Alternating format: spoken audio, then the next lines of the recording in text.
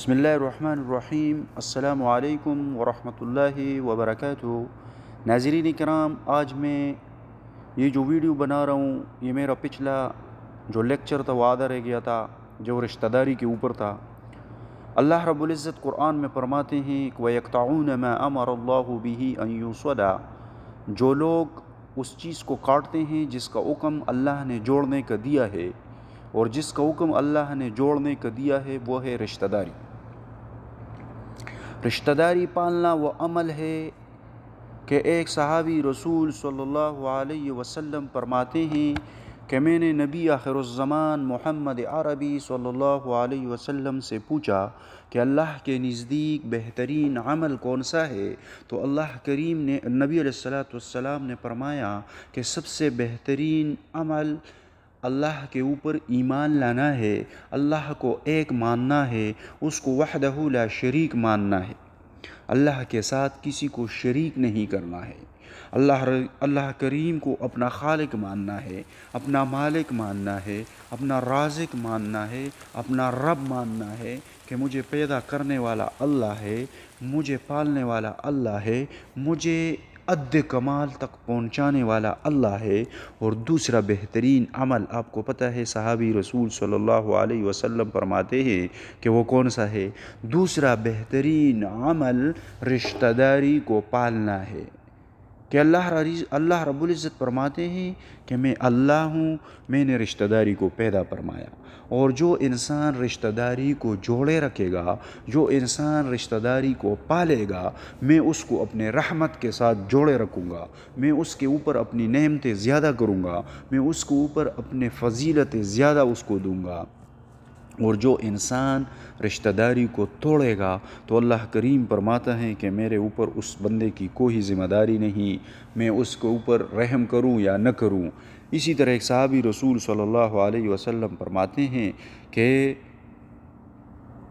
سب سے بہترین عمل اللہ پر ایمان لانے کے بعد رشتہ داری کو پالنا ہے۔ اسی طرح بخاری شریف میں ایک حدیث ہے، اللہ رب العزت فرماتے ہیں، حدیث قدسی ہے، اور حدیث قدسی اس حدیث کو کہتے ہیں جو حدیث وحی کے ذریعے نبی علیہ السلام کے اوپر نازل ہوئی ہو۔ تو اس حدیث میں اللہ رب العزت فرماتے ہیں الا من وصلنی وصل اللہ ومن قطعنی قطع اللہ، کہ قیامت کے دن جو رشتہ داری ہے یہ اللہ کے بارگاہ میں دعا کرے گی کہ الا من وصلنی، اے اللہ جس نے مجھے جوڑا تھا، وصلہ اللہ، اے اللہ تو اسے جوڑ دے،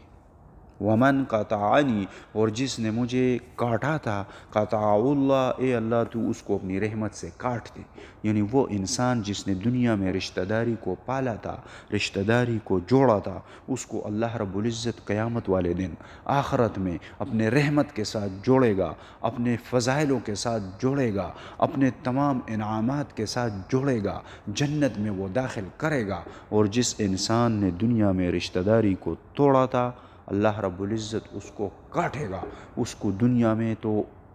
بے شک تھوڑا بہت فائدہ ہو، لیکن آخرت میں اس کے لیے نقصان ہی نقصان ہے۔ صلہ رحمی کرنے والا نبی علیہ السلام فرماتے ہیں، مسلم شریف میں ایک حدیث ہے کہ جنت میں داخل ہونے کا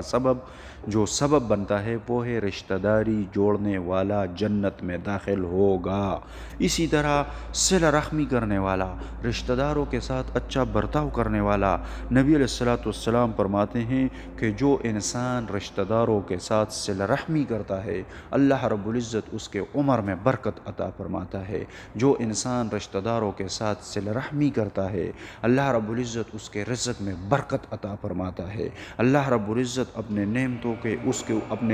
میں اضافہ فرماتا ہے۔ جو انسان رشتہ داروں کے اوپر صدقہ اور خیرات کرتا ہے تو اس کا دگنا ثواب ہے۔ اس لیے قرآن میں اللہ فرماتا ہے ذوی القربیٰ، جو آپ لوگ خرچ کرتے ہو اللہ کے راہ میں، وہ سب سے پہلے ذوی القربیٰ، وہ اللہ کے اوپر، جو اللہ کے راہ میں خرچ کرتے ہو وہ اپنے رشتہ داروں کے اوپر خرچ کرو۔ جو صدقہ، جو خیرات، جو صدقات رشتہ داروں کے اوپر کیا جائے اس کا ثواب دگنا ہے، بڑھ جاتا ہے وہ ثواب۔ اور اسی طرح اللہ رب العزت فرماتے ہیں اس آیات میں، جو پچھلا آیات ہم نے پڑھا تھا، کہ جو لوگ رشتہ داری کو توڑتے ہیں تو وہ لوگ نقصان میں ہیں، وہ لوگ نقصان اٹھانے والا ہے۔ اس لیے میرے بھائیوں، میرے دوستوں، دنیا میں رہتے ہوئے اپنے رشتہ داروں کے ساتھ